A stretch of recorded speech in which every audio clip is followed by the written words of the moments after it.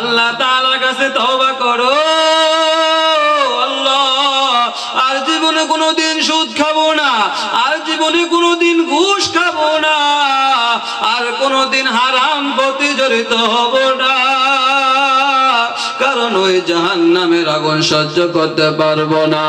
ওয়াদা করো হুজুর আর জীবনে কোনোদিন সুদের কাতারও যাব না, আর কোনোদিন ঘুষের কাতারও যাব না।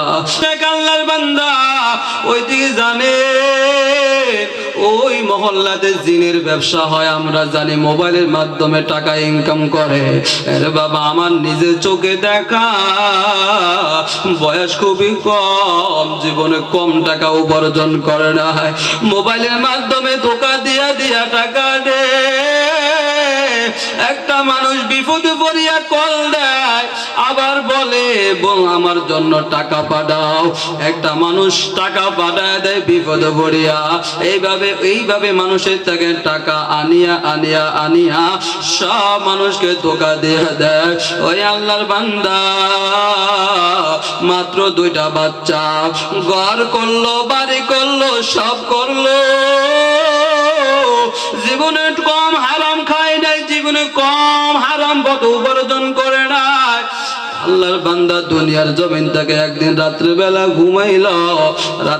ঘুমাইলো, সকালবেলা স্ত্রী থেকে দুনিয়ার জমিন থেকে বিদায় হয়ে গেল। আমার নিজের চোখে দেখা, জীবনে কোনো আরাম করতে পারলো না, অল্প বয়স। একদিন সকালবেলা বিবি দেখে দুনিয়ার জমিনের মধ্যে আর না। এবার সকালবেলা সবাইকে বলে স্বামী নাই, সবাই তাকে দাফন কাফন করিয়া দিল।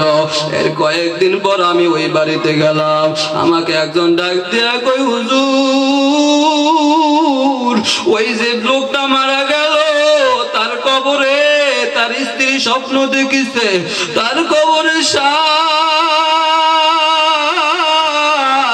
বিবিকে ডাক দিয়া কই বিবি আমাকে বাঁচাও।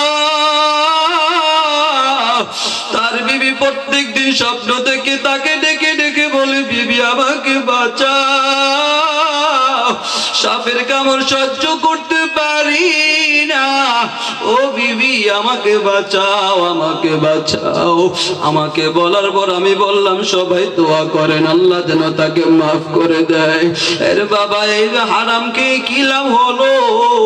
বিবিও দুনিয়ার জমিনে রয়ে গেল, বিল্ডিং ও দুনিয়ার জমিনে রয়ে গেল, সব দুনিয়ার জমিনে রয়ে গেল। আর একটি ঘটনা, সে আমার নানা বাড়িতে আর অনেক বছর আগে এক আল্লাহর বান্দা জীবনের সুখ ঘুষ খেয়ে খেয়ে খেয়ে খেয়ে জীবনটাকে এমন ভাবে নাপাক বানালো, হঠাৎ আল্লাহর বান্দা দুনিয়ার জমিন থেকে বিদায় হয়ে গেল। তার কবরের পাশে অনেকগুলো গরু ছিল। একদিন রাতে দেখে সব গরুগুলো ছুটে দৌড়াদৌড়ি করে, মানুষগুলা যায় দেখে তার কবরে আগুন,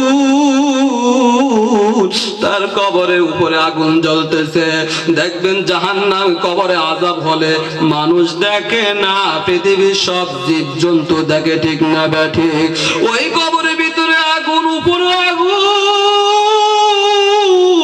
যখন কবর উপরে আগুন লাগলো সবাই দোয়া করে আগুন নিবে না। শেষ তার একটা সন্তান হাফেজ ছিল, তার সন্তান ডাকাত ছিল, তার সন্তানকে আনা হলো, বলে তোমার বাবার কবরে আগুন।